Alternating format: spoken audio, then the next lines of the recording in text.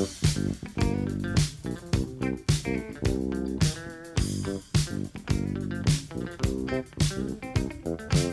love cookies. I love cookies. I love cookies. I love cookies.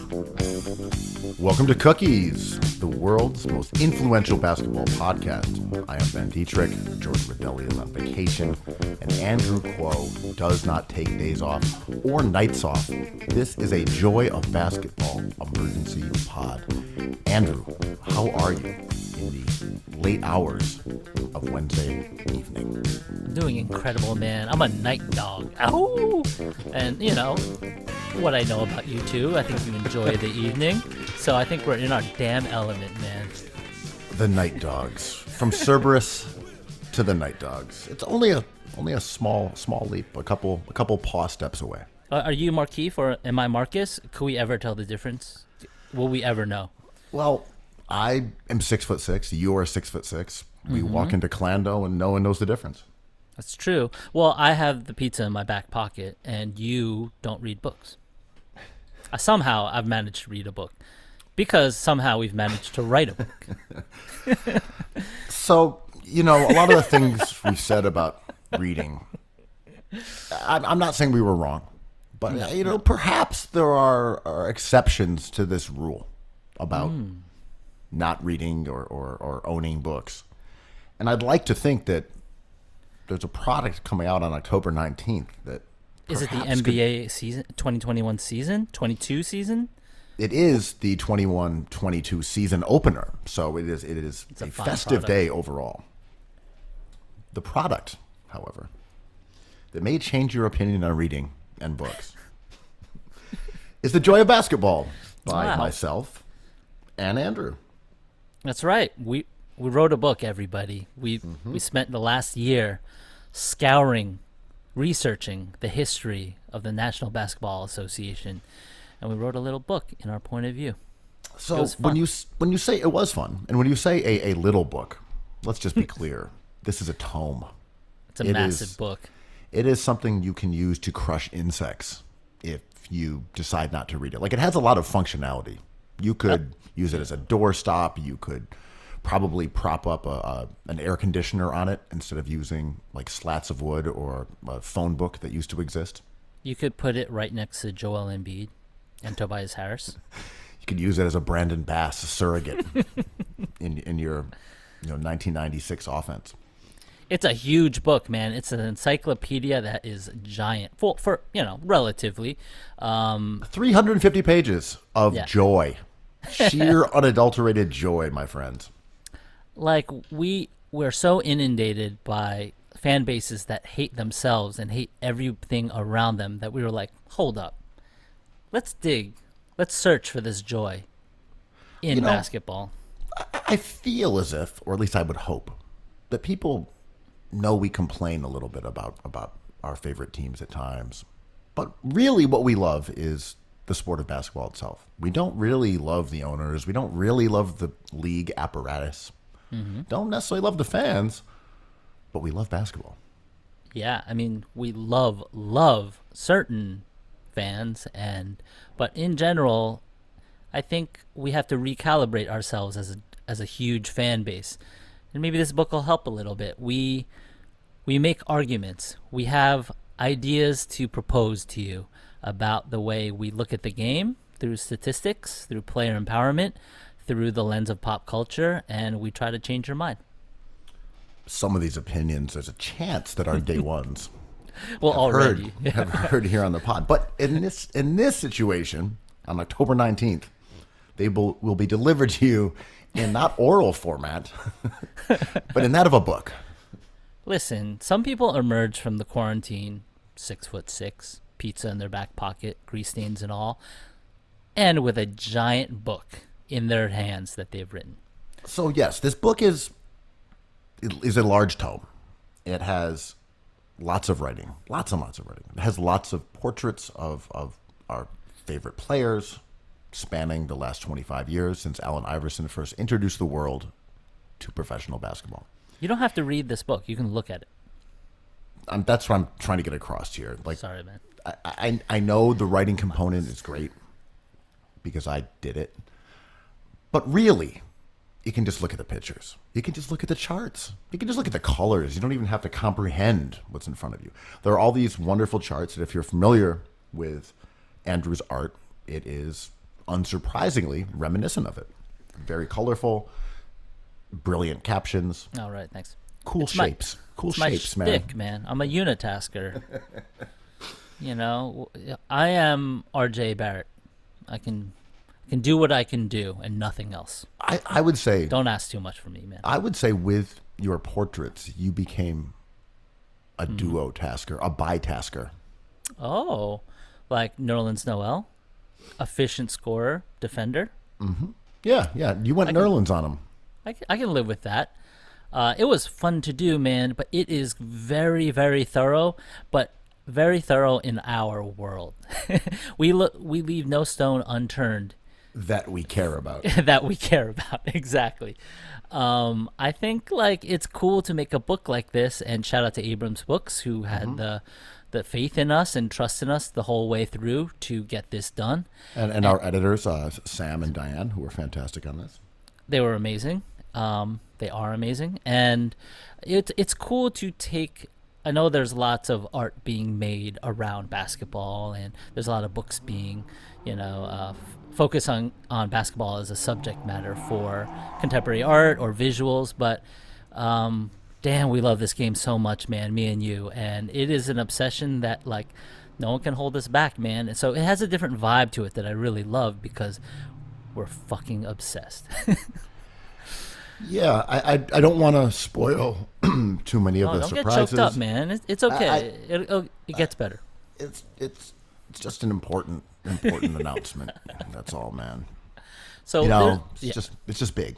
But I don't want to give away too many of the surprises. I think you'll understand kind of what it's like if you listen to this podcast and you follow us on Twitter and things like that. You kind of get where we're coming from, but I think the product will be surprising. Right. So, I mean, fans can expect a very serious book with many topics or ideas supported by No references to Gabagool, Bucatini. Those are certain. No, they're in there. Yeah, they're in there. the Kardashians are a blight on our society, so we avoid that subject entirely. There's definitely not a Kardashian blessing entry at all. No. Whoopi Goldberg doesn't get her shine as a pinnacle of basketball culture at all. As the greatest coach in Knicks history. No, that's not in there. Yo, Whoopi led to some. Yo, Actually, I think it is in there. all right, you said too much. But right, yeah, we'll enough, be enough. revealing more about the book as the release date comes up. Not too much to annoy you guys, but we're really proud of this thing, and I'm hyped for it to come out. Yeah, so October 19th, if you go to the Cookies Hoops website, you can see the tab there for the Joy of Basketball. There are many places to pre-order it. If that's something that you're into, that would be great. Go for it. It's available at many places online. And that way, when October 19th comes around, it'll be snugly in your happy little hands. And if you can't wait, pick up a hat that says basketball. Let your freak flag fly, man. Should we let people buy the book if they don't have like a full t-shirt, sweatshirt, long sleeve hat, socks, like outfit to read it in? No, it's off limits, man. And Okay, we're doing so- them a favor because we don't want them to read. Fair is fair. Listen, you could do so many other things except read. So yeah, that's our plug for the book, and you'll certainly never hear about it again over the next, what is that, July, August, September, October, 4 months. 4 months you'll probably Wow. never hear about it again on this pod. It's just like 1/5 of quarantine. It's not a big deal. So yeah, if you like what we do, you'll probably enjoy 350 pages of our bullshit. Maybe. Man, it feels good to be potting at night, man. What would you be doing if you weren't if you took no days off or nights off? Well, as a night dog. Oh, I mean, nightlife is back in New York City. hells yeah. Places are open again. I wouldn't Streets are crowded, bars are open till 4. There's no more COVID restrictions, as far as I can tell. If they are, they're Just gotta minimal. wear some masks inside. Oh, It's nah. really mild. No, Oh, I really? mean- Not even. I mean, I don't know. Maybe there are some places that are still abiding by walk in wearing a mask and go to your table and take it off. Maybe that's the rule of the land, but I actually don't even think that is anymore. I don't know. All I'm saying is shit's pretty normal at this point. I'm glad for it. Numbers are really good in New York City. The infection rate's low. Worried about that. That Delta strain is concerning, but if you have the vaccine, you should be okay. So we really don't have much of an option except to listen to the CDC, and yeah, man, I'm excited for 4th of July. Maybe some barbecues, maybe some cold brew dogs, and cold brew dog. Yeah, For and, those and night beer would be dogs. nice. Your Yeah. your boy Cuomo set off some My guy. surprise fireworks last night, I guess, which is an odd gambit considering the amount of anger that people had. Especially with towards- Eric Adams talking about guns all the time. But people were so mad at surprising fireworks all last summer. And now it's Yeah. like, you know what these people want? This beleaguered citizenry? How about a surprise firework? I heard him, and it reminded me of when fireworks were going off during the BLM protests, and people thought they were cops trying to I don't know, what were the cops trying to do if they were letting off these fireworks? Well, doesn't Cuomo just validate that? Wasn't this a Cuomo psyop? Well, this was. Did he have a reason to do it? Because it wasn't to disrupt a protest. No, I think it was to lift our spirits. But nonetheless, a governmental psyop. Like, different motivations, Yeah. same Al- same tactics. Although during the BLM fireworks, I was walking around Brooklyn randomly a lot, and I just saw kids lighting them. I mean, it was just like you know how a meme catches fire and then goes away? It was just like people just had a flood of fireworks for like a couple days. I saw kids just being like, oh, this one's going to look fun. I'm like, oh, they're going to like those. I don't know. I kind of like them. I was going to say, what happened last year, other than the police psyops to set off Roman candles, was that fireworks manufacturers saw that there was not going to be like the 4th of July in a typical sense. They weren't going to have summer camps and people on vacations purchasing products. So they cut all the prices way, way down Yeah, yep. to try to unload their inventory ahead of time. And then you had Pennsylvania allowing fireworks to be sold, I believe, for the first time or one of the first times on the New York border. So you had people flooding New York with, Yep. with cheap fireworks. There weren't that many people on the roads. People didn't have jobs. They were just And there were doing little secondary side markets. hustles. Yep. Yeah, and then people were just dumping huge amounts of cheap fireworks into New York, and kids didn't have school or work and were bored and lighting them off. And it was a police psyop. Oh, and fireworks are super cool, and all the cool kids are doing it, and they're awesome. So I don't know many people who aren't hyped on fireworks, except if you're sleeping. I understand people being roused from their slumber by fireworks. As a night dog, I view You're fireworks howling at the as- moon anyway. as a night dog, I was like proof of life. Someone's out there howling. They're howling over Yeah. by the waterside. Yeah. It was just another night wolf, another night dog, letting us know that they were alive. I'm a grouchy ass man for sure, a grouchy ass grown ass man. But when I hear like loud dance music or rap music and fireworks late at night in the summer in New York, it brings me some joy, man. The joy of New York City summers. Well, we might as well announce our second book, Yeah, the Joy of Fireworks.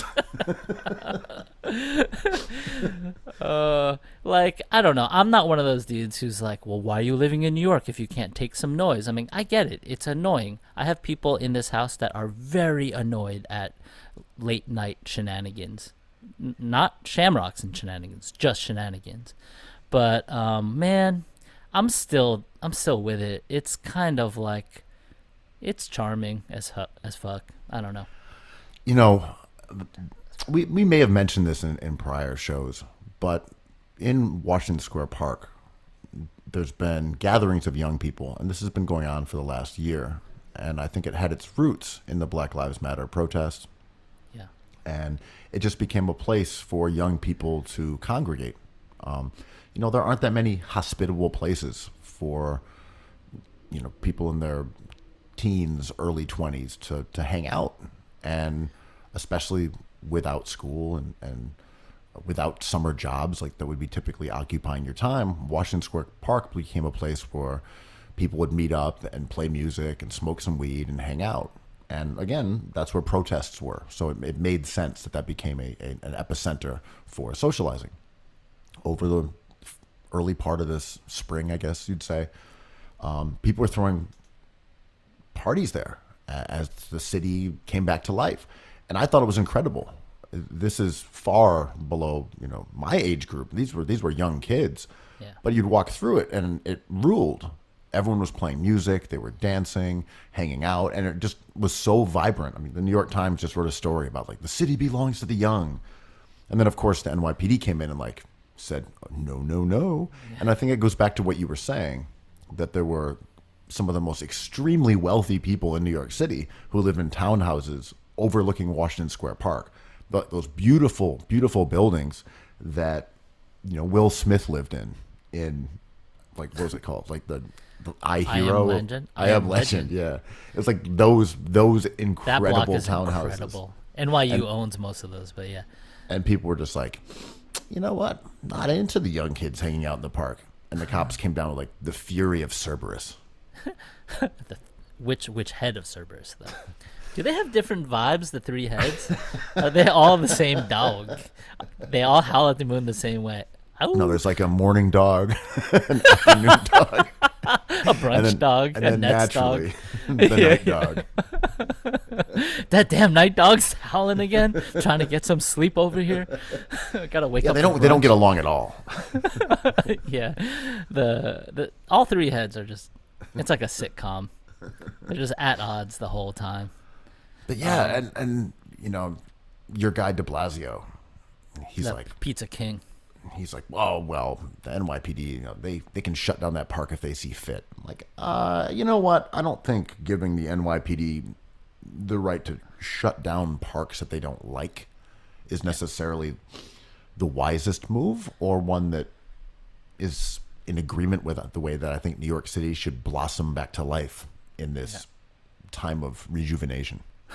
So I think I haven't done as much traveling as the next guy, but I've been very lucky in my life where I've been to like Taipei a bunch, Tokyo a bunch, Paris, not to brag, but like not as much as, like, I think you've been to many more places than me, but I like hung out in LA. I used to travel around the world to like play records a lot, play MP3s a lot.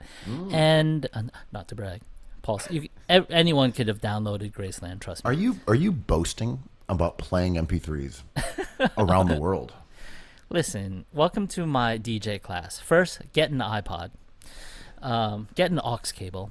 But well, my point was, like, the party ends early everywhere. There is no city that I've been to where we could party all night. Obviously, you can go like after hours in every city if you know the right hookup. But if you are doing anything, you have to like kind of end it. So like, as a young man who was into staying up late, I thought that was frustrating because it felt like kind of like a police state. Like everyone has to go home. I'm like, why?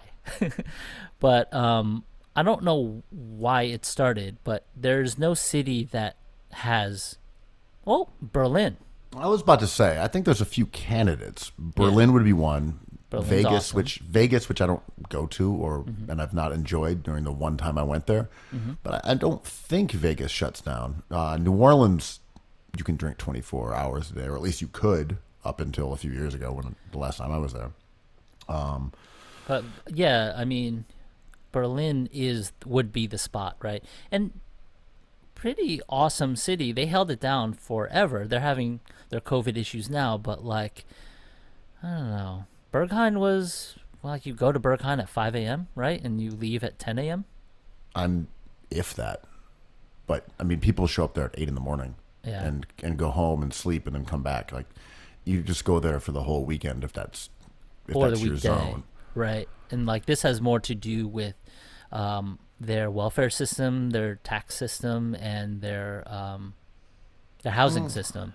Maybe, but I think so much of it is also party tourism too. People who are really into electronic music. You were Yeah. right. It's not just weekends, but I was thinking specifically about the weekend party where you like go in and get a pass or a stamp or whatever it is, and you leave and you come back and you can keep coming in and out. But yeah, you could totally go there on a different night, and they have all types of parties. There's like a. I kind of want to tell a story. Go doesn't- for it. Okay, it involves another DJ, and I don't actually know who this DJ was, but this was recounted to me. It's kind of a foul story. I might bail on it halfway. I'm just gonna see what happens with it. Wow. But he always dreamed of DJing at Berghain because that's The spot. it's the Mecca. It's the most famous club in the world right now. And he finally got hit up. Can you come DJ at Berghain? But it was like 2 in the afternoon in a room, a space that's called Laboratorio. Sounds like a gelato place. Go on. Not quite. Oh, not this one. So he shows up there, and the bouncer kind of like chuckles at him. He's like, "This is where I'm going." He's like, "Oh, you're the DJ? Yeah, go on in." Oh, man. It was a feces party. Wait. So Sorry, it was like, it was a gelato spot. it was a gelato spot. Just raspberry, chocolate, mostly chocolate. Wow. So when He you didn't say know that. He didn't know that it was shit play.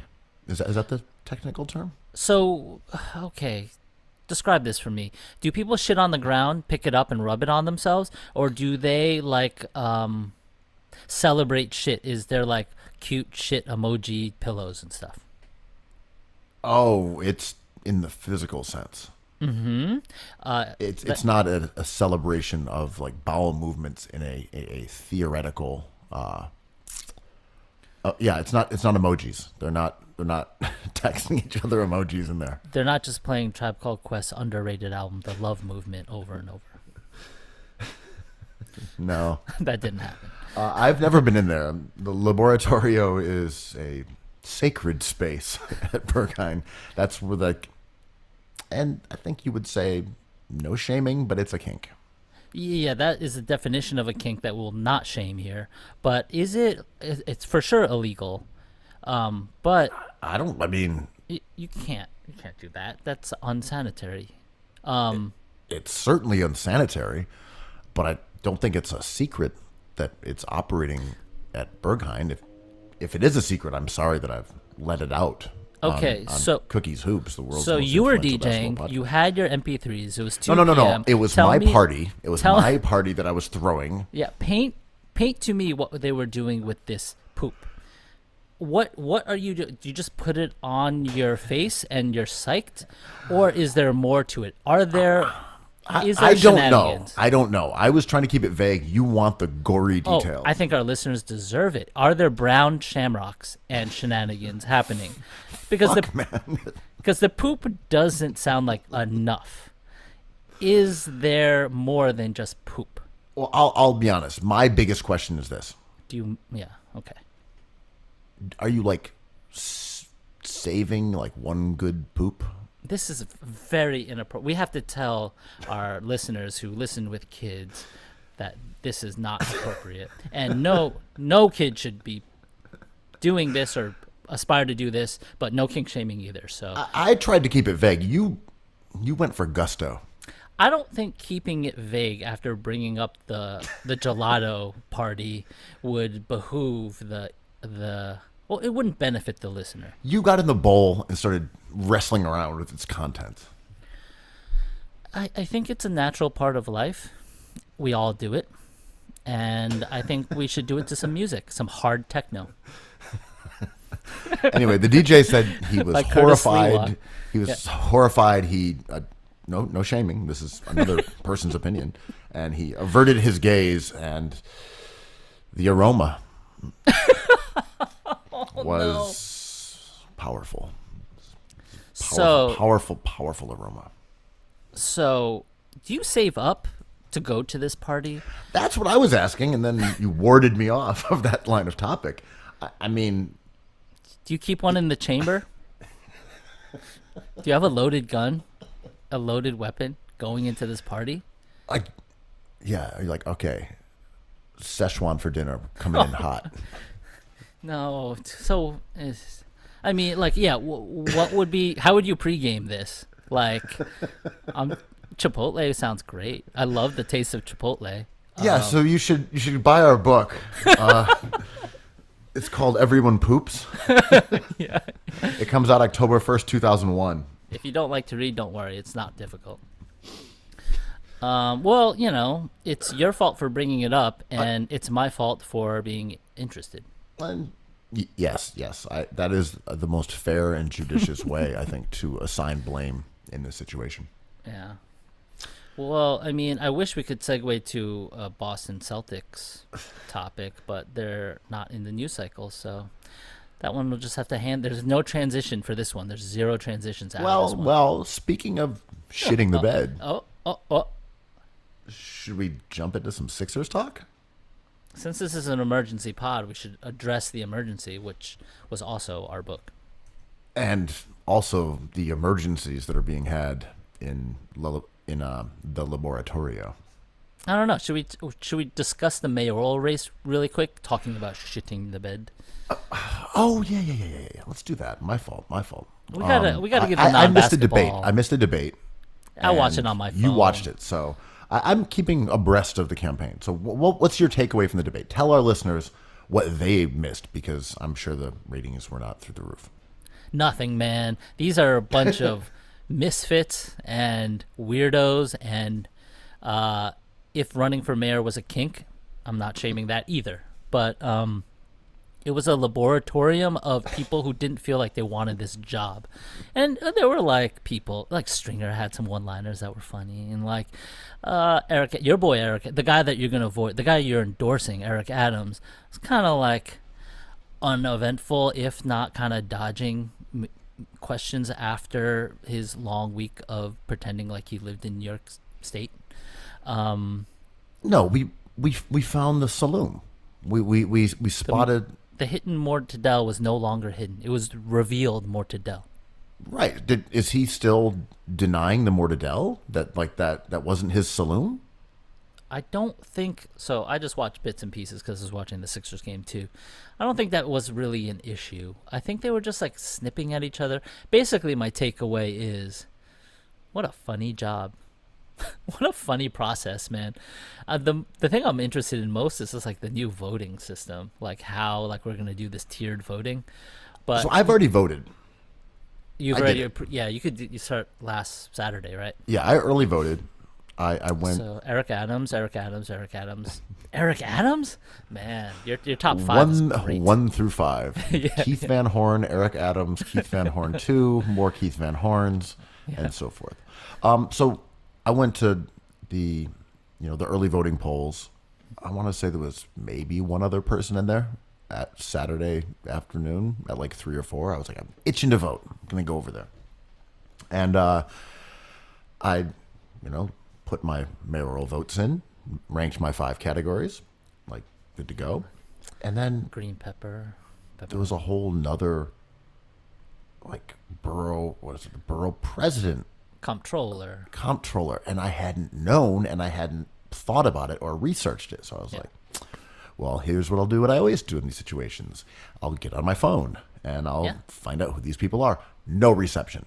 None. Oh, Just tricky. 0 bars. I was stuck.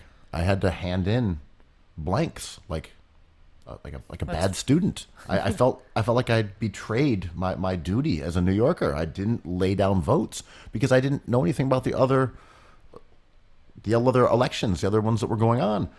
I felt humiliated. The things like, you're putting in a blank ballot. I'm like, That's right. Yeah. Please swallow this blank ballot, you kink-shaming voting machine. I mean, we all know what gerrymandering is now. We all know about like voter suppression and voter law, and all that stuff is real and kind of hideous. But the thing I always think about is kind of to your point, like I don't know who they is, but we're not given the opportunity to educate ourselves quickly enough. Like, I think on the last pod I said I wanted in the voting place just like 4 bullet points for every candidate everywhere. It's like these are their basic things, like, pro-life, pro-choice, minimum wage, like all this stuff, just like quick one shots. If you go in, because like following politics takes a long time, man. We got books to not read, and I just want there to be easier. There's websites that can break it down for you really quickly, but if you have no reception, it's just like, well, Yes, that was the problem here. I went in there knowing I was uninformed. yeah, I was uninformed about how many things I was supposed to vote for, and then even more uninformed about who any of those people were. So, yeah, I would have liked to, load up that ballot with communists, but I was not able to. and this benefits the candidates, because then it becomes a popularity contest, or it becomes like a recognition contest, right? Like, well, I want to vote for a woman, so I'm just going to pick the woman on this list. Or I want to vote for an Asian person, so I want to pick the Asian person. And that is a different side of politics that is fascinating, right? Honestly, I kind of doubt it, even with those. There are so many names, and that was the thing. It wasn't even like, oh, there's one name. It's like there's like 12 names, 15 names. I think most people would just do what I did and say, like, to hell with it. Yeah. I remember years ago, still now, like, I don't know all this stuff either.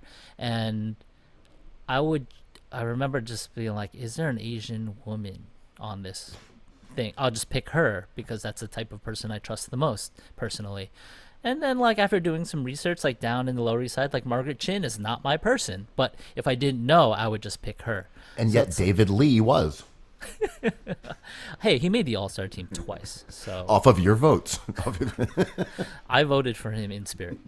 But yeah, I think it's the same with politics everywhere. Like, the stockbrokers and stock market don't want everyone to be able to vote, and they figured it out. They figured out how to game Robinhood. But I know a lot of people who are intimidated by Robinhood even. So it's just like, it benefits the market not to make it too easy, which is frustrating. And that's why I'm glad, like, Hugh Ma, like, made that website, the TurboVax website, to simplify things. And I think that's where we're hopefully going. Well, I would also say, there was the voting guide that came in the mail. And if you don't want to look at or repeat my mistake, you can look at it, because it says all the candidates in there, and then you can go look them up in the comfort of your own home instead of frantically pawing at your cell phone that's turned into a brick while in the voting booth. So do not make my mistake. Inform yourself and then put all the communists into power, as one should.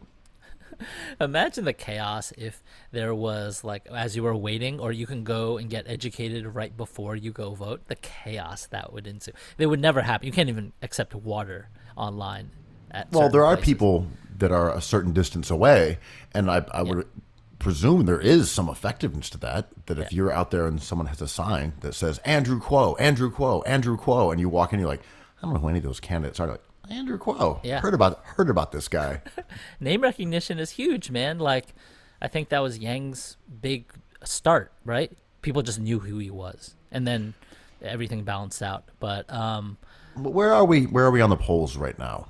The most recent ones that I've seen have Eric Adams with a fairly sizable lead. And then you have Wiley and Yang and Garcia in the just mix. those And then four. the other ones, the Stringers and that group, are a tier below that aren't not really in contention. They've kind of slothed off. But I think the caveat with this election is the voting system and the faulty polling that they admittedly are doing, and the lack of interest in this election. So there's an asterisk being like, we don't know much from these polls. Like, these are not good polls, but those four seem to be like the four. Yeah, and it's, I mean, not to compare this to The the NBA first team balloting. or the presidential election where everyone was all fired up in the Senate and the House and okay, this matters, we're locked down, this is going to change the future of America. In the words of Pop Smoke, RIP, like, we outside. We are not in front of the computers. We are not researching all these various candidates. We are trying to get back to normal. We are night dogs, barking and woofing at the moon. No. So there just isn't. I guess I would put it like this: it's like a normal mayoral race right now. Yeah, exactly. It's, yeah, I mean, we've become like, there's a scene out there for politics that used to be occupied for like arguing about bands and rappers, but now I don't know. We still aren't to the point where like we were then, where everyone knew like every Tupac album, verse, song, like Tyler Johnson does. So there is a blind spot that these politicians are banking on, right? That's why they work so hard on being likable and holding bananas the right way and not hiding gabagool. Like, these are the things people remember, not necessarily policy. Look, this election will be interesting to see the results because you've got Twitter, which talks about one thing. You have the unions and you have the endorsements that come from kind of the established groups, whether it's like, oh, this is the Hasidic voting bloc. This is the tradesmen from this union. We'll see if what takes precedence here. Like, who can actually get people to the polls in an election where there are not that many candidates that people are particularly enthusiastic about it in mass. I mean, there are people who were into Yang, and that interest kind of dwindled. He's got his diehards. I guess there are people who really like Eric Adams, even though he's just a, like, corrupt imbecile. Like, not to be harsh, but he's kind of just a lying imbecile. I mean, is that harsh? Does that come off as harsh? No, I mean, like, No, lying imbecile is, it's not harsh. I think he's maybe one of the worst candidates of the whole pool. One of the worst candidates I've seen in a long time, man. He's just a liar. He's a lying cop. We found the gabagool, the smoking gabagool, and yet here he is. He just lies constantly. Yeah, and I mean, which is fitting for a politician, but come on, man. Like, it's like we always say New York fans are the smartest basketball fans. I'm like, are we sure? Or are we just like more entitled? I mean, he's just there screaming about more cops on the streets, bigger budgets. I'm like, this is what everyone took to the streets for? To refund the police? And yet Maya Wiley Christ. is a de Blasio person. So it's just like, I mean, the real winner here is Bill de Blasio, who's like eating pizza in victory on TV, being like, you guys don't know what you're doing. The voters, the candidates, no one in New York knows what they're doing, and I'm going to eat this pizza, something you've dragged me for 8 years because you've elected me twice. There was a New York Times article that says he's secretly behind Adams, but he's so unpopular that his endorsement would not help the candidate that he particularly wants to win. They asked Adams that specifically not a few days ago, and he was like, no. I know de Blasio. I know him, but I have not talked to him about his endorsement, nor would I ask for it. Everyone's trying to avoid that endorsement, which is a very powerful Joe Manchin type vibe, where, like, remember, I guess there was a bag company that paid celebrities not to use their bag. I think it was like a Snooki thing, and like, I forget which brand it was, but they were like, we'll give you X amount of money to not wear this bag on TV. It's pretty interesting. Oh, should we pay people not to read The Joy of Basketball? Would we pay them in gruel? Even less gruel? We could, like, look, this is the elephant in the room. You've just broached it. what was the intern's role on the creation of this book? People are going to want to know. Were they the De Blasios to our Adams? I would say you should ask the interns, and good luck finding them because we've locked them up in their cages forever. Do you know how little gruel you have to give an intern to get them to write a 350-page book? Hey, listen, it's the same amount of gruel. We just have a lot more interns. No, we just open the door to the laboratorio and just pitch a bucket of gruel in there, and then a year later, a book emerges. I was playing an MP3 for a gruel party. The stench. At 2 p.m.? I mean, who's packing heat at 2 p.m.? That's an odd time to fire off some fireworks, right? That's some boozy brunch. Yeah, that is a boozy brunch. After rooting for your favorite team, the New Jersey Nets. So, how much longer do people have to vote? I think it's another week and change, right? Yeah, I'm gonna go out there maybe next week. Allegedly, it's been a very low turnout because I like how they're not even mincing words. They're like, it's a really uninspiring Democratic class. Well, again, my one takeaway is do not trust your internet service provider when push comes to shove in the ballot booth. Yo, that sucks because I'll go to the Trader Joe's on Grand Street and I'll be in the basement and I'll be like, yo, is this the right ancient grain to buy? Is this grain, each grain, one more ancient than the next? And I have no service, so I'll never know. For all you know, each grain is less ancient than the prior grain. It's a possibility, man. Have you had any ancient grains lately? I don't like grains. I don't like rice. I don't like the whole grain vibe. I don't like bowls. You know this about me. I had some good coarse bulgur lately. What the hell? Why are you eating stuff that they ate in medieval laboratoriums? I'm old. I grew up. One night dog older than the next. Yeah. I grew up eating these grains when they were the hottest grain out. Like, oh, bulgur just dropped, New ancient grain just dropped.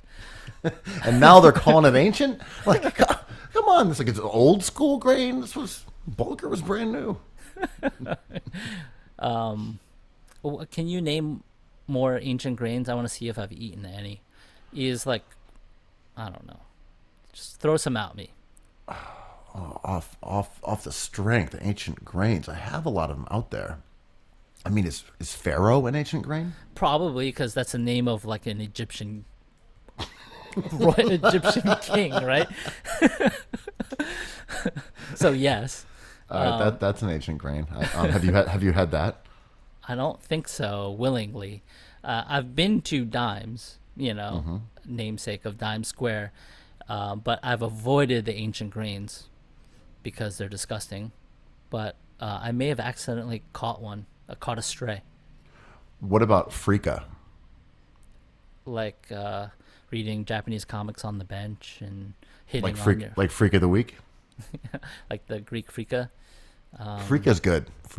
It's like a green Palestinian wheat that's harvested early, and then they put it in smoke, or it's like left outside the sun. It wants all the smoke. It's a very smoky grain. It's really good in stews. That's a good one. What about millet? No, none of these things. I know the aisle in the supermarket you're talking about, and I don't go down it because I don't like to eat cardboard for lunch before I go to the laboratory. Wow.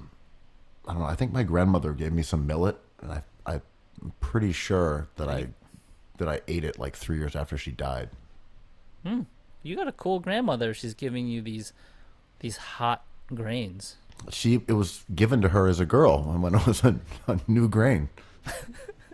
My friend used to make chili as an artwork, like for people, and he would collect ancient beans from around the world, and when he would have enough for a chili, he would invite everyone to like a gallery or wherever his house, and make this weird chili that was sourced from all over the world and all over different time periods, which ends up being a weirdly emotional experience to eat it, I have to say.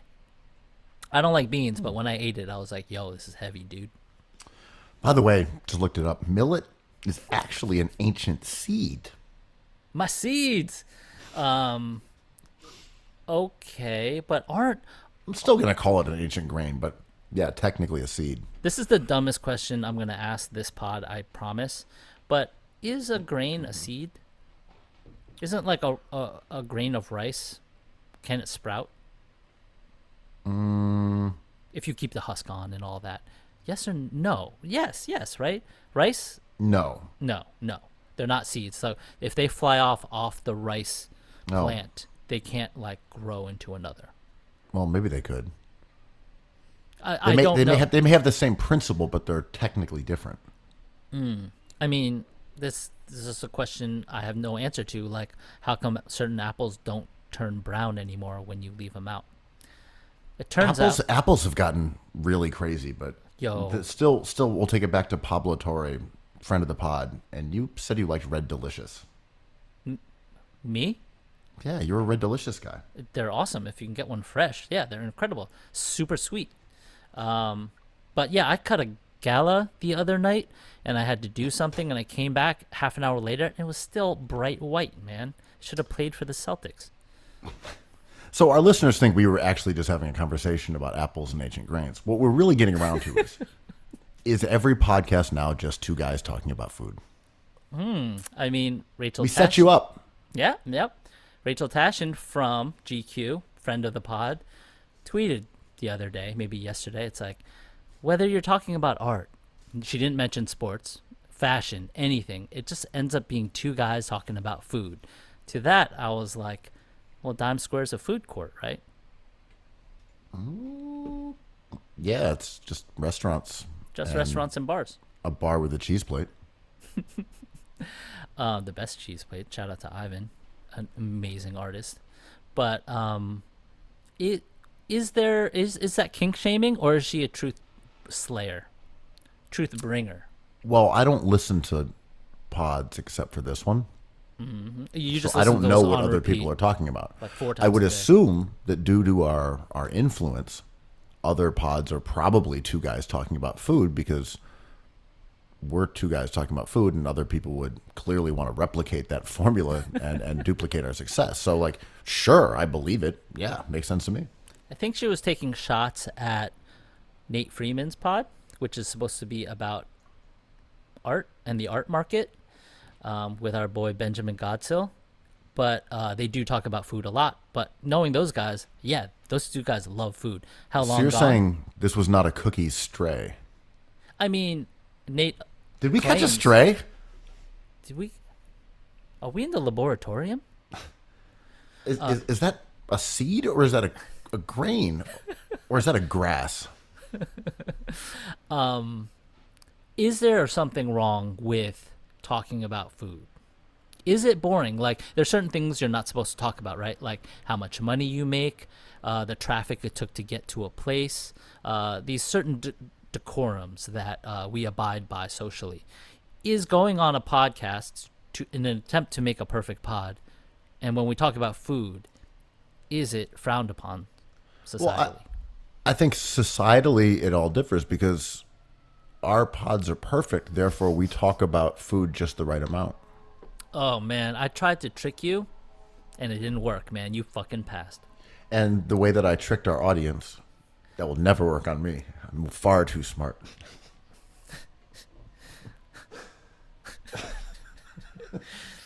Yeah, I'll never get my comeuppance. No one will ever catch you. There's no platform that people can like kind of go at your receipts and itemize everything you've ever said. It will never happen. Clearly, we're talking about Sixers Nation and the debacle that has been the Sixers series versus the Atlanta Hawks. We had ourselves a little night in the laboratorio in Game 5 of the Sixers series against the Atlanta Hawks. Philly had a 25-point lead at some point. I think 27 maybe. Might have been 27. Felt like 27. Seemed They like were it in was control. teetering on 30. Seth Curry's dropping threes. Down 26. Down 26. Split the difference. Atlanta came roaring back and won the game by 3 points. Sixers nation is beside itself. There are a lot of scapegoats for obvious reasons. You know, that's a It's a bad loss, man. horrible loss. Yeah. Understandable that people are mad. For sure. You know, It's I their think kink, man. I think our perspective on these kind of events is that it's hard to blame individuals when you have that kind of meltdown because everybody sucked. Yeah, it was weird. That's my takeaway. Even Joe, who looked like, Capella came out today, was like, all you have to do is get that guy tired. And, like, Joe went off. He had his numbers, but he got tired, right? And, like, everyone clowned Capella for that, but, like, that's kind of what happened. I mean, everybody. A tired Joe is better than any other player on that court. But, like... I mean, look, Philly got outscored 40-19 in the fourth quarter. So there's plenty of blame to go around. You know, the obvious target for the casual Sixers fan would be Tobias Harris, right? Tobias Harris. Well, Tobias Harris was invisible. Yeah, he but was. but the thing that was not invisible was Ben Simmons bricking foul shots, and that, of course, as we discussed last week, is a proxy war for him learning to shoot. So Simmons shooting poorly from the free throw stripe is just calamitous to some people, as if that has anything to do with them giving up 40 points in the fourth quarter. But I like You to know. go on the record and be like, that's not good, though. No, he's a bad foul shooter. This series, I mean, they should, like, from before the All-Star break till after to this series, he's been declining and not good. It's just not a good development. Look, if we wanted to talk about his foul shooting as being something worthy of lots of discussion, my personal theory would be that when they took the ball out of his hands and made him stand around in the dunker spot and decrease the amount of times he gets to shoot the ball at the basket overall, Yeah. it had a negative effect on his free throw shooting. He's not getting shots up. Yeah. He's not getting touches. He's not going towards the basket. And I'm, as someone who plays a bunch of basketball, foul shots aren't that easy if you're not shooting at all. You're just walking over there and shooting nothing but free throws. If you're playing, you're in this, you're comfortable with the ball, you're dribbling, you're finishing at the rim, you're taking 16 field goal attempts, you're taking 8 free throws, you're kind of just more warmed up to shoot. He's not shooting much at all. They have him standing in the dunker spot. He walks the ball up the court, he gets hacked, and he's going to the line cold.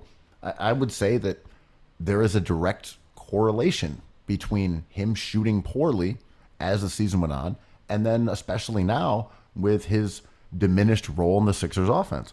But again, this is a guy who was 60% foul shooter for his career. He was 60% in The first his half. postseason career going in, Yeah. 60% in the first season of this year, like First half of 63 or something. And he's shooting really poorly from the line. It's not good. But to look at his line and say, well, the reason they lost this game, the reason they blew this lead was because he scored 8 points on 11 total shots if we add up his field goals and his free throws. Well, that's just fucking absurd. Like, that's not a good scoring performance. My grievance all year has been Simmons isn't shooting enough. He's not getting opportunities to make plays. He's not getting the ball and asked to attack the basket and kick the ball to, shooters. He's not getting to play in units that don't have someone posting up on every single possession, et cetera, et cetera, et cetera. But overall, if you're saying the guy who scored 8 points on 11 true shooting attempts is the reason we capsized in the second half, well, then I'm just not going to agree with you. Yeah. That's just not true. Well, yeah. I mean, I balk at, repetition and usage as causality. But every theory kind of works and doesn't work in equal parts, and it's acceptable to assume that. And, I always think that he's not being used like the sports car that he is, to your earlier point, because, he's standing in the dunker spot. He has to be creating more. He has to be moving laterally. He has to be going through screens. or using screens, and like it's a very unimaginative. It's almost like a prevent defense, right? Like they built this lead, and no sin bin in football.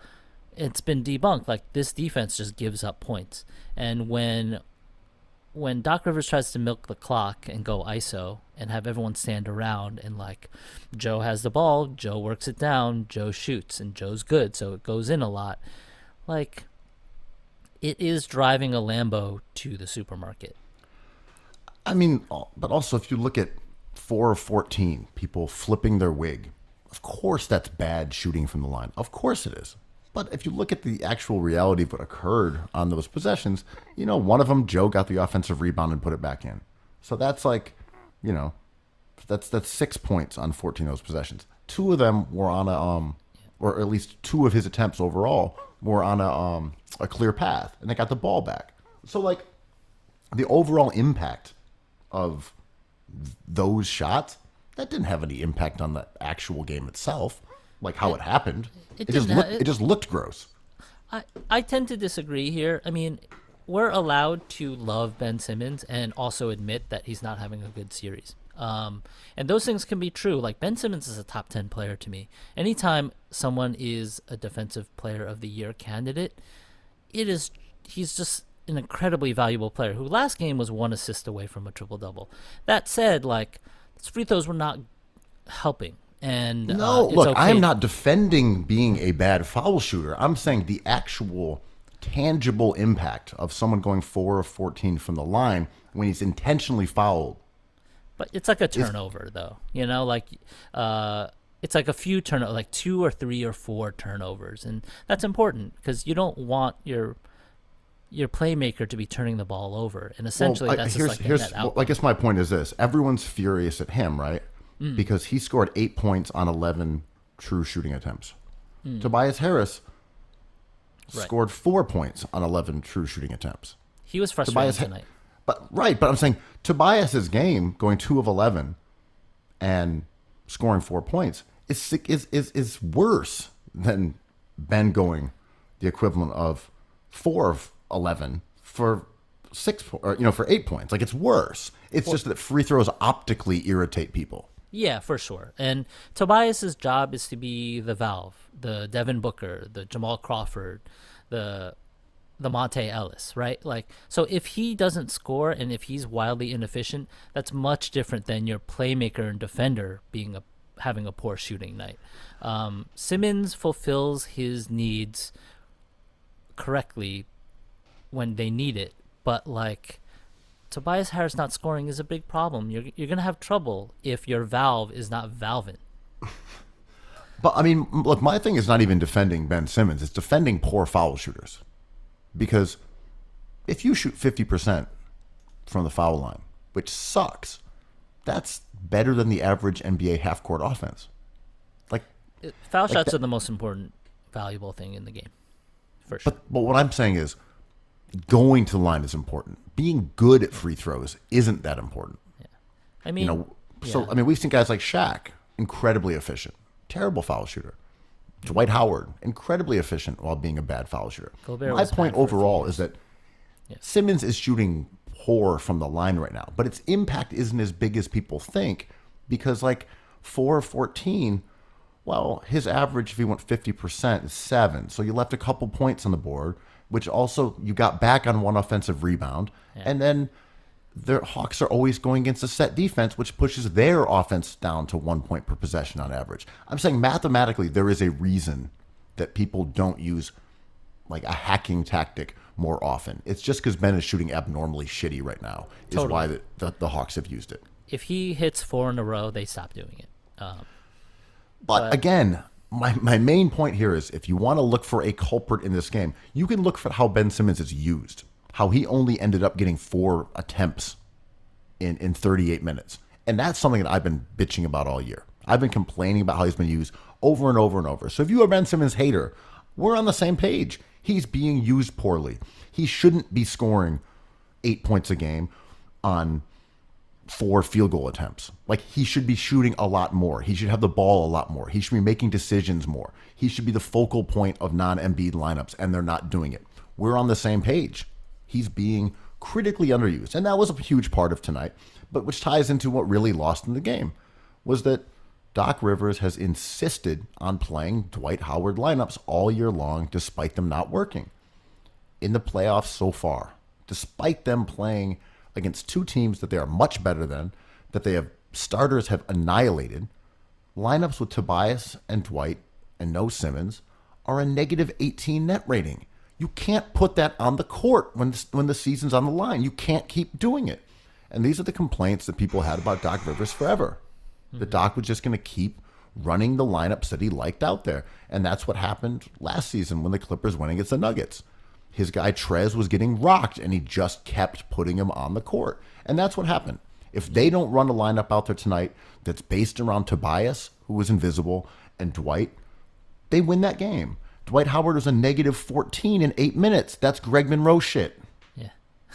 I mean, Doc is so well loved, and it's a double-edged sword because he, I think, is a reasonable, successful coach. He won a championship with the Big Four in Boston, but the trust he has in players is why players love him, and why sometimes in a tight window when it's a playoff series, it kind of comes back to bite him. It happened to Tibbs, we talked about this last week with Pablo. I hate to reduce it down to it, but like there's not many games left. There's not many shots left.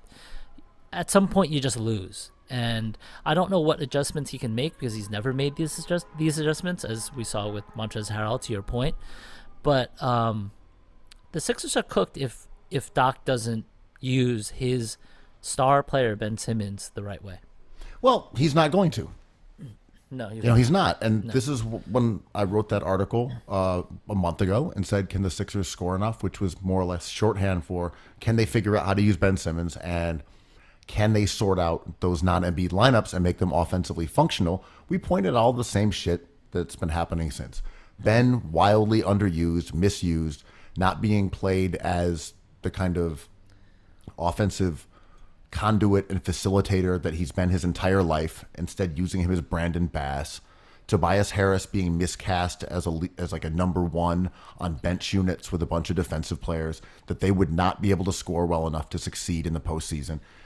And it's all happened. Like, this was not a problem that arose during the playoffs. It's been consistent all season long. Doc would not go small ball. He would not figure out Ben-led lineups where ISOs with him at the top of the court, top of the key, shooters spread out. He wouldn't do it. He kept going back to the same Tobias, Dwight bench roles all year. And to have it burn them in the biggest game of the season, like, you get what you deserve, man. Yeah. Like, you could not have expected anything less than this to bite you in the ass at some point. Throughout my life, I've always been curious why loyalty was a virtue. Because it's only virtuous if it's either successful or it aligns with what you think, right? Because people who are loyal to ideas that you don't like just seem really annoying.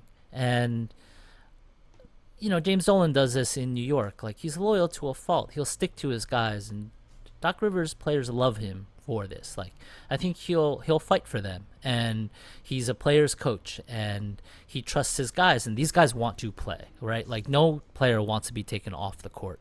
So he gives Montrezl Harrell his chance, and it really endears him to his team. But it kind of doesn't give his team the best chance to win. And it's tough to watch this play out against the Hawks. Credit to the Hawks here, too. They're playing well. Like, they have to execute as well. And to me, they're not constructed as well as the Sixers, but they're executing. They came back. So, I agree. My thing is this. You can be the kind of fan who gets mad at players. You can pee your pants about Ben Simmons scoring 8 points on 11 shots and be mad at him because he's a bad foul shooter, as if that's something that he can control. You can be mad at Tobias Harris for going 2 of 11, as if that's something he can control. You can be mad at Joel Embiid for getting tired. You can get mad at him for turning the ball over 4 times in the first 5 minutes of the second half when they should have just put that game the fuck away. You can be mad at Joel Embiid for taking bad hero ball shots and playing selfishly in the second half. Sure, you could do that. I'm not mad at any of those guys. They're doing the best that they can. They are doing a reasonable job. Like, I'm not mad at Shake Milton for going 1 of 5. Like, fucking Shake Milton. He's trying to make all those shots, man. Yeah. You know, like, guys are out there playing the best that they can. I'm just not mad at players. Not to get Sorry. I was going to say, you can be annoyed when they are not put in the best possible position to win. Look, Lou Williams went fucking crazy. He was incredible. He led that team back. He went 7 of 11 from the floor. He scored 15 points. It was almost all in the second half, if I remember correctly. He spearheaded that comeback. You can say that's just basketball. These things all happen. Sometimes Ben Simmons can't make a free throw. Sometimes Lou Williams will catch fire.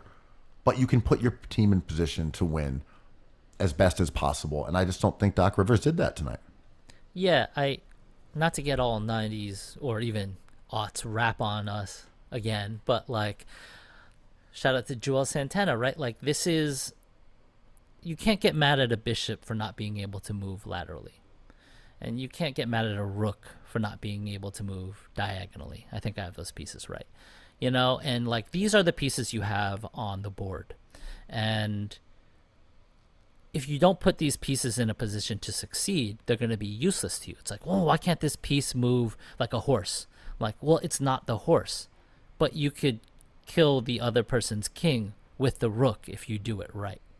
And everyone wants to be the queen, right? Like, do everything at all, like LeBron James. But it's just not how this game is constructed. And, you know, we talk about this in the book, since this is Emergency Pod about the book. It's like, in order to like draw some joy from this thing, which is the best thing ever, it's accepting that players all have their attributes, and they have attributes. That people are going to have good faults. games, Yes. and that people are going to have bad games because they're humans. It's These are not probability, machines. Like, again, A percentage is not static. Shake Milton going 1 of 5 does not make me say fuck Shake Milton. But he's I usually don't- 50%. But it's like, but that's not also- how it's derived. George Hill 1 of 5. George Hill sucks. Like, hey man, these guys have played pretty well this season. They're pretty good players. They went 2 of 10 collectively, which is not great. That's not a great night from the floor for them. But I'm not like mad at them about it.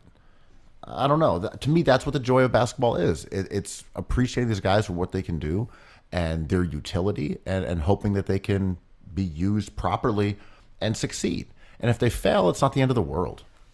Well, yeah, I mean, this is some Gen X trank, but I mean, being a Knicks day one kind of taught me all this stuff, being like, well, if I'm gonna get upset year after year, what am I doing?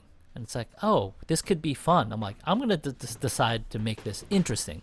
So the Sixers going down 2-3 in a series reveals a whole lot, right? It tells us a lot more than if they were up 3-2, because we thought they were better. So this is interesting.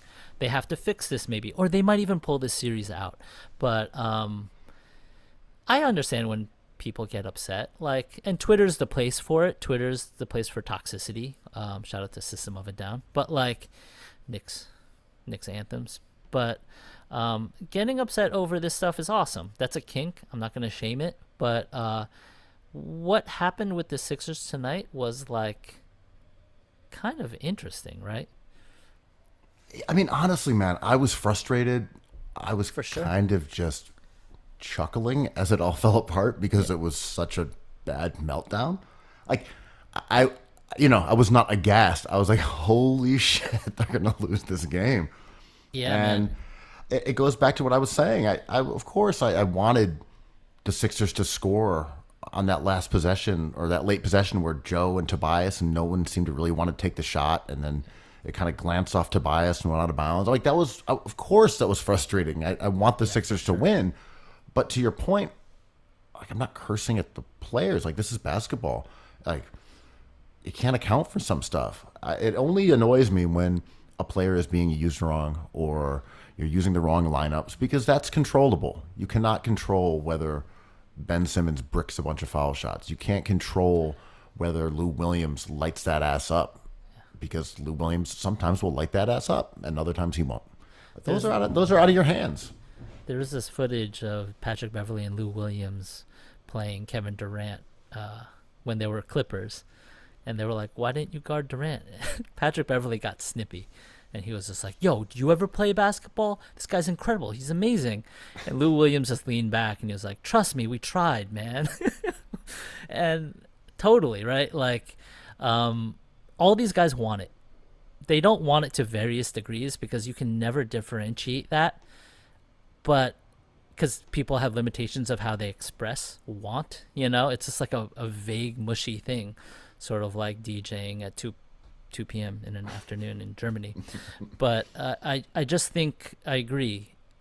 If we're searching for intent, we're not going to find it, like outside of coaching. And that's kind of all we got, right? I mean, I think so. Under Brett Brown, I felt like the Sixers were really well coached. I thought they generally had smart lineups. If something didn't work, they would try something differently. That most of the team's problems were based on personnel that was largely the fault of the front office and not him. Yeah. He had imperfect rosters, and I thought he did the best he could with them. I think Doc is seemingly a better manager of personalities.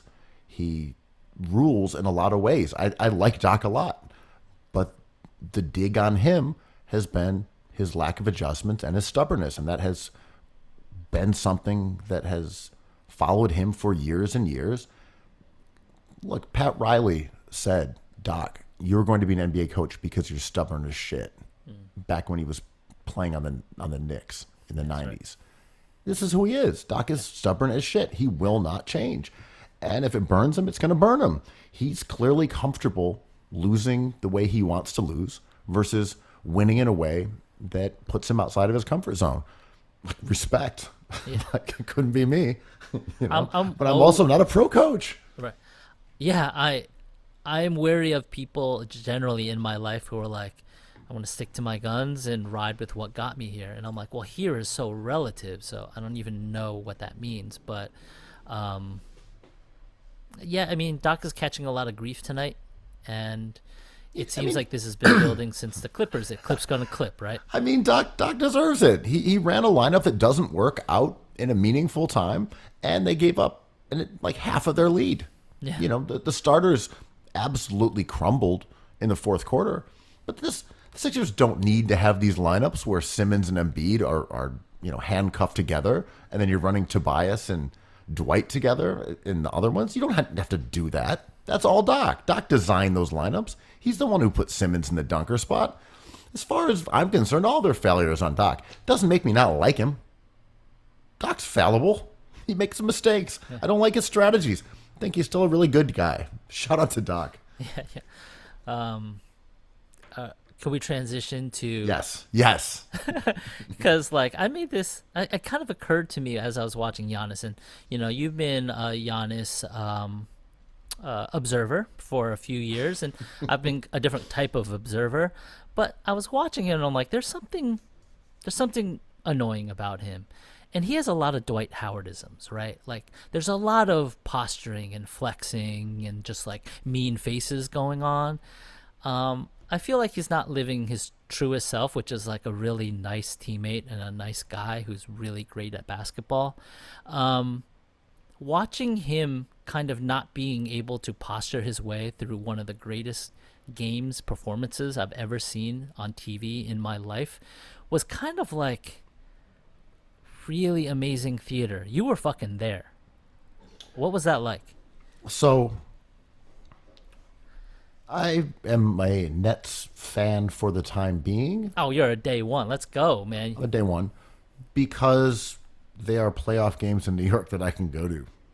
I've lived in New York for a really long time and have never had opportunity. No, I'm not. I'm saying it's exciting. I'm praising it. It's amazing.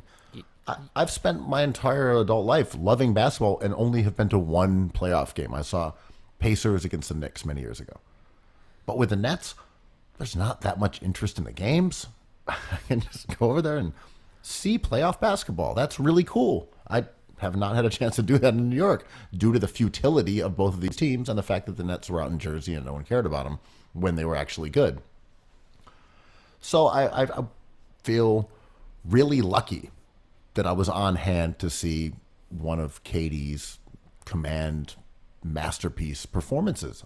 I legitimately feel #blessed. That Oh, it's incredible. I got to see that. That was so amazing.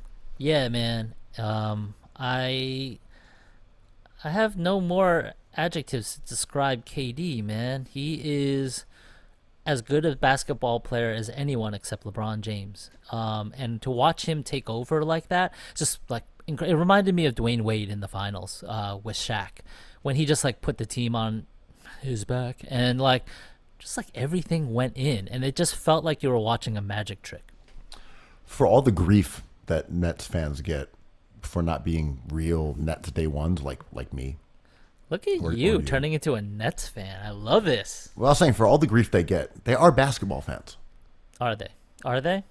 I think most of the people there are basketball fans. You know, I gotta say, man. Of course they are.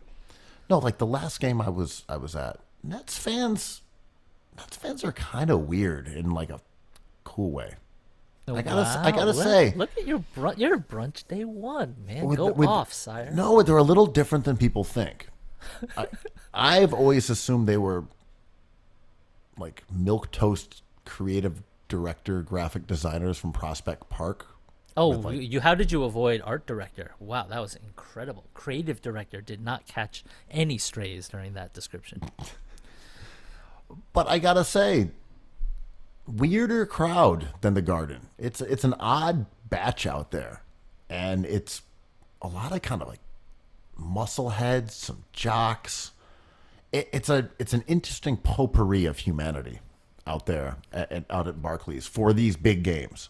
Is which it less kinda- Italian than the Garden? The Garden is very Italian. No, it's pretty Italian out there too. Okay. Okay. Maybe less though. It's definitely more diverse. No question. Way more diverse. And catch a gabagool if you're not careful. No, it's clearly more diverse. But again, this is where I'm praising them. They're not really that big Nets fans. A lot of them are, but they're watching the team they want to win and Kevin Durant going off. And like, how can you not go crazy? Yeah, exactly. This is people know who to root for. I'm in setting that a low situation. bar for praising them, but people were on their feet, every minute of that fourth quarter, Well, like how- just roaring with every bucket that Durant had, and he had a lot of them. What's confusing as a day one, right? Like, shout out to Chris Thompson, friend of the pod, like a Nets fan, man. Like he's been with this team forever. But like they just moved. It's cool. They've had a lot of different lineups in Brooklyn. That's cool. Kevin Durant's amazing. This is his first full season on the team. Like amazing, but like it's new, right? It's like a new relationship, and you have all the enthusiasms, but there is no long-term feeling because it's not long-term. So it's just new stuff. It's got to start somewhere, right? Like the rivalry with the Knicks has to start somewhere. The pride in the team has to start somewhere, and Someone has to make the beam. Yeah. But maybe this is where it begins, right? Being at that game and Oh, rooting hard and saying, I'm a Nets fan. I saw This creates KD fans. scored 49, 17 boards, 10 assists, just completely owned the Milwaukee Bucks with Kyrie out and Harden walking around like a zombie, unable to move his legs, like he had sleep paralysis. And I just watched KD at the height of his powers be the best player on the planet. And I'm a Nets fan now. Maybe people could do that. I mean, two things, right? I think extraordinary performances is what exactly the Nets are hoping for out of these guys. Kyrie is capable of that any night, Harden. And this will create fans, especially like if they, imagine Trae Young coming into New York for the second time to play a New York team and Durant smushing him out. Like, that will create a legion of fans, right? And that's cool. A New York rivalry would be better than no New York rivalry in terms of like fans snipping at each other, whatever. There is no Nets Twitter, if as far as I can see, but like it would be cool if there was. So, following the Nets come from behind victory against a Bucks team that offensively collapsed in the second half. Specifically, I believe in the fourth quarter they scored 21. That's like the Sixers did tonight. Very, very similar parallels to how those teams fell apart. Basketball's wild, man. It's fucking joyful. So I want you to do a book about it. Go write a book about it. Go read a book about it. Listener. So my question for you is, Giannis got a lot of grief for not taking on the challenge of guarding KD. And I am a skeptic of Giannis's defensive chops. I don't think he deserved to be Defensive Player of the Year last season. I certainly don't think he deserved to be first team defense this year when the Bucks just squeaked into the top 10 in defensive rating. Do you think that criticisms of him were fair? Yes and no. Yes, because, you're big enough and quick enough to stop Durant. He's going off. Do something. I don't think it's a one-on-one league. I think NBA defenses are more complicated than some guy just shutting another guy down. I think that's a simplistic worldview. But no, in the sense that, to your previous point, this is just who he is. He's always been a sus defender. His awards, individual awards, were team awards, and his teams did so well that they had to give it to someone. It wasn't going to be Chris Middleton. I mean, Brook Lopez should have been the one, but we see this award take this form all the time, right? If the team does well, the Utah Jazz. Sorry, I just had to kill a mosquito. That's the problem with being a night dog. Oh, man. Sorry, go on. That was the slapping at the table. I got him, though. I thought you were slapping in approval. I was also slapping in approval, and I happened to kill a mosquito at the same time. Did you kill it with a 400-page book? But imagine how dead he would be if he was crushed by the joy of basketball. Pre-order this book if you hate mosquitoes and you're a night dog. Ow! But, yeah, I mean, it's hard for me to get fired up at nonsense on Twitter, but as I was watching the game, I was like, as I was watching the game, I was like, Giannis is the two-time depoy. No, he's a one-time depoy, right? And first team this year, yeah. Yeah, I was just like, shouldn't they be utilizing him more? Shouldn't he be kind of like the tip of this defensive point of view? If it was like a knife, whatever. I got that wrong. But do more, man. Your team is going down in flames. And his exit interview of that game was kind of it made me feel bad because he kind of was honest in a way that I wish more players were when he said KD is the best player on the planet. And he's right. And I appreciate that kind of vibe. And he got roasted for it. I thought the criticism of Giannis following yesterday's game was pretty unfair. He played well. He had, I think, 32 points. I know he fumbled a ball late, and it kind of squirted between his legs as if he was in a laboratorio. And, it was 2 p.m. Yeah. Someone from the net scooped it up. That's all they did, scoop it up. That's all that happened. You pick it up. You scoop it. I don't know. But the defensive thing, as someone who was there, boots on the ground, I thought PJ Tucker was doing a pretty good job. But, the Nets would run screen after screen trying to get a switch. I thought Tucker did a pretty good job fighting through them. They would hedge. Durant would make an extra pass. It would end up with Shamet driving to the basket for an easy 2. I don't think you say, Giannis, get out there and shut them down. Because they're just going to run screens. Yeah. They're going to keep running screens. Is Giannis better at getting through screens than PJ Tucker? Probably not, because he's not a real perimeter defender. That's not what he does best. I get that having Giannis lurk in the corner, guarding a non-threat, and then trying to charge into the lane at the last second. That's a way.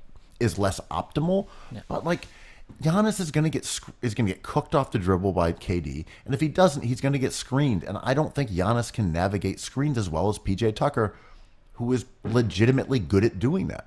I just think that asking him to take on that job is some manly shit where it's you're the defensive player of the year. Well, he didn't vote for himself. Yeah, he'll accept the award any time it's given to him. It's not his fault that he accepted it. Yeah, he was not the best defensive player of the year. People mistakenly thought he was. That doesn't mean he has to go out there and guard Kevin Durant. Anthony Bennett doesn't have to go up to the podium and be like, guys, I'm actually not the number one pick. I think this should go to someone else.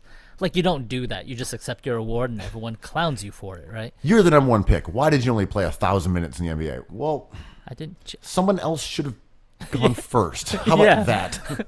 I wasn't supposed to be. No one had me number one, right? If you're the defensive player, you have to go out there and ask for that assignment. Yeah. it's Well, weird. maybe he did. Yeah. Yeah, exactly. Oh, you have to insist. Yeah.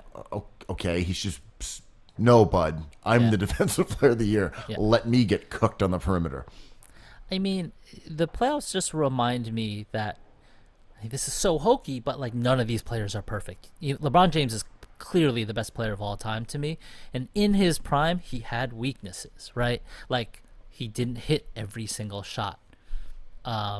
So this is kind of like baked into what we're watching, and criticism of failure is also baked in.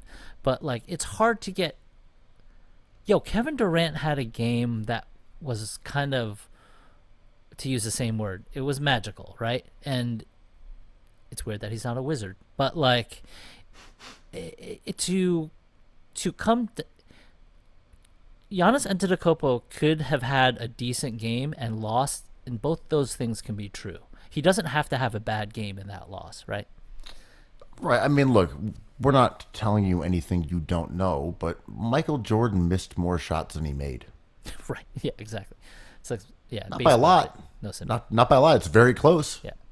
Shot 49.7% for his career. Yeah. Nonetheless, missed more shots than he made. Yo, listen, but he did it against the legends like Brian Russell and Craig Elo. Like, it's just his feat against those two kings is just remarkable. Missed more than he made. But, it's like that baseball thing, right? Like, a Hall of Famer is successful 3 out of 10 times. Like, you're just an excellent player if you're 30%. Right. No, for sure. I mean, I didn't want to get put in the sin bin, but that did come to mind. All you have to say is no sin bin, and you're free, man. You're not like these interns shackled with even less rule. So there was some bad news today in the NBA. There was Chris Paul going into COVID protocols. Really weird. I still don't really know what's happening there. Like, Really weird. don't really get it. Not even worth speculating out. Yeah. Only because I don't care until he misses games. Yeah, he might not miss any games. I just don't care until he misses them. Yeah. Kawhi going down for the season is obviously such a bummer. Then you had a bunch of coaching firings, coaching changes. You had Donnie Nelson out with Dallas. It's crazy how much news was dropped today because they knew it would fly under the radar because of the announcement of the Joy of Basketball. Just to correct you, Kawhi is out for the series, maybe. They haven't announced the season, right? Have they? I thought they said it was an ACL. Maybe 10 hours ago. I fear that it's an ACL. Goddamn, future Knicks legend risking injury in a meaningless game. I could be wrong. I mean, it said that he was out indefinitely with a possible ACL injury, but maybe it's just a series. You could totally be right. That dunk was insane, man. At least we got that Kawhi dunk right. That was my favorite dunk of the year, where he like grabbed the rim with his big ass claw and kind of like yanked it. It was incredible. Anyway. So I guess the most updated news is that the structural integrity of his knee has yet to be fully determined. There's no specific prognosis. It's a sprain, which is a ligament injury, and they don't know or have not said which of the 4 ligaments is the cause for concern. I don't know. Each ligament, one more concerning than the next.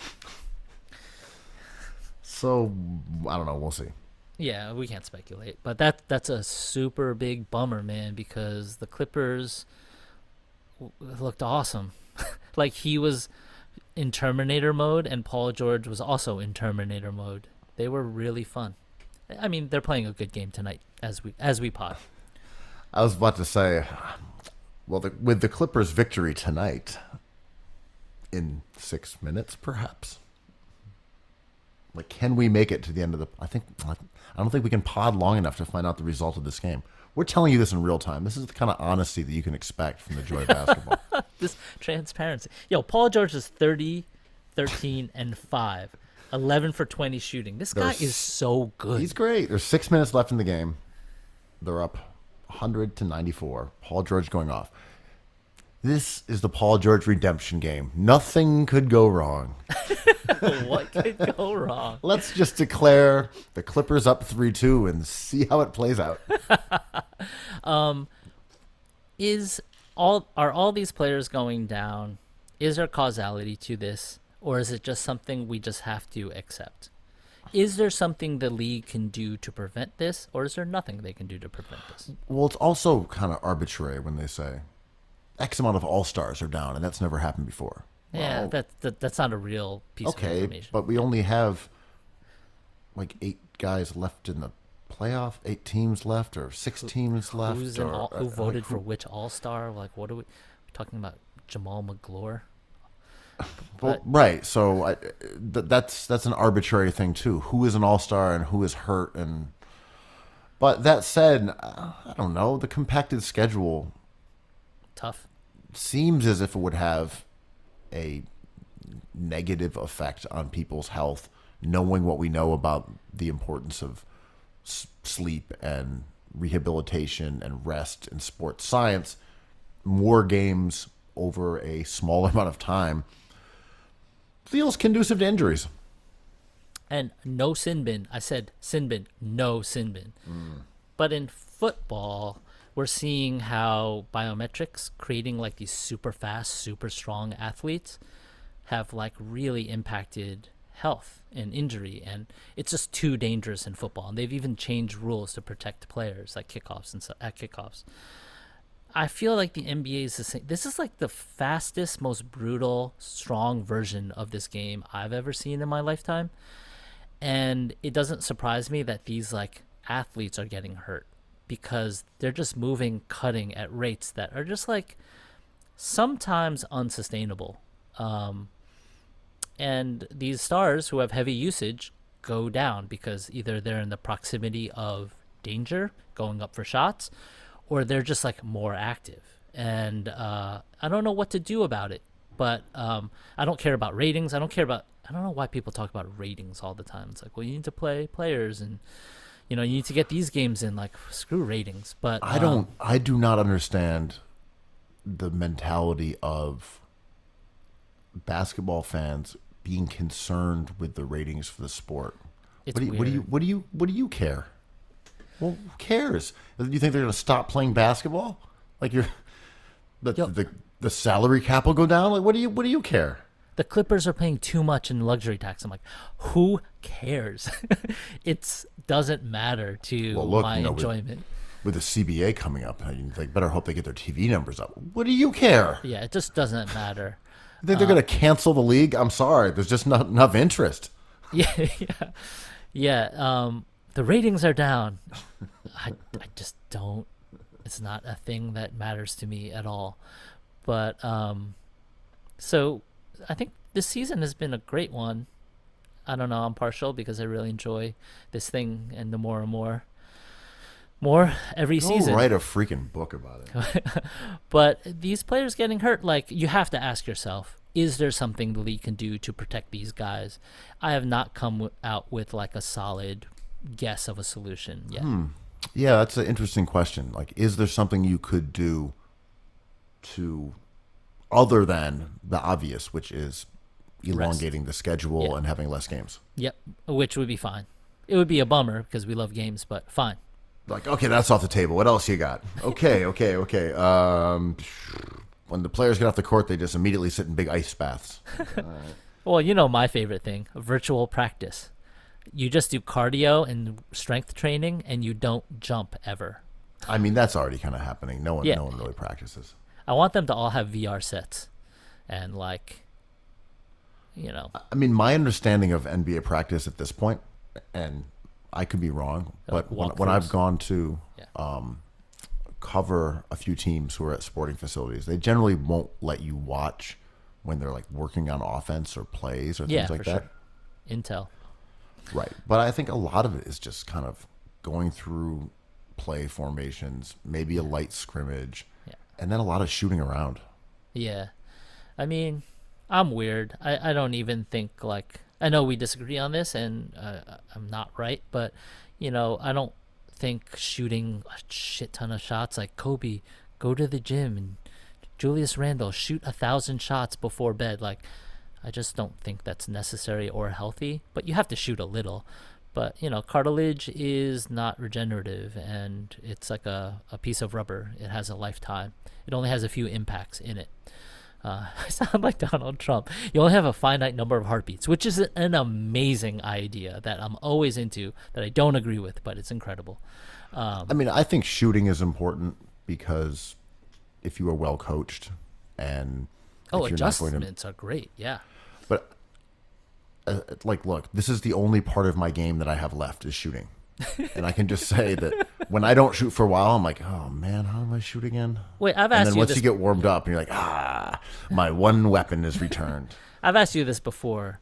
Back in your day, you dunked in a game, right? I did. Is this for a time to boast? Well, I did some boasting this episode, so it's your turn. Yeah, it was many years ago. I've traveled. You've dunked. I dunked in the game on someone.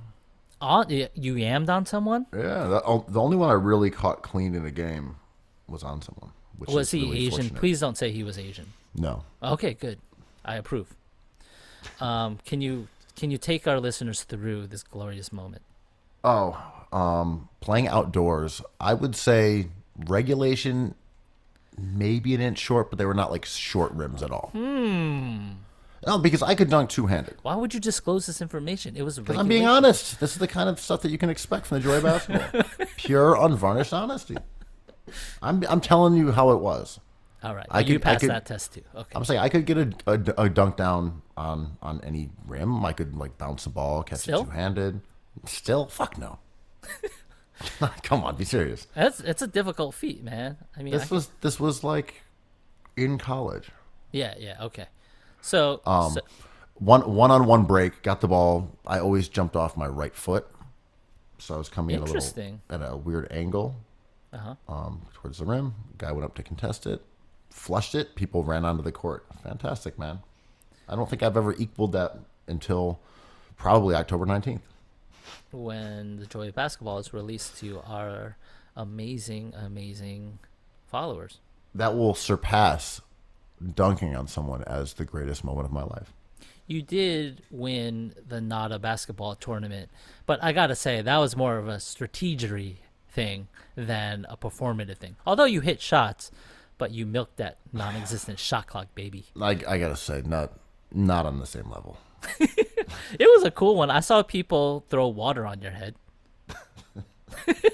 That's cool. I mean, that doesn't happen to everybody. I mean, we've covered basically the bookends of my athletic glory within the last minute and a half on this pod. That's it. We did it. We covered the highlights. Just be glad the victory celebration wasn't in a laboratorium. Who's to say it wasn't? No shame. So yeah, maybe we didn't tell you guys, but there's a book coming out. It's called The Joy of Basketball. It comes out October 19th. I love cookies. It's on pre-sale now. I love cookies. Just wanted to mention it. I love Slipped my mind cookies. earlier. I love Oh, cookies. guys, before I forget, we have a book coming out on October 19th. It's called The Joy of Basketball. Please pre-order. Cookies. Cookies.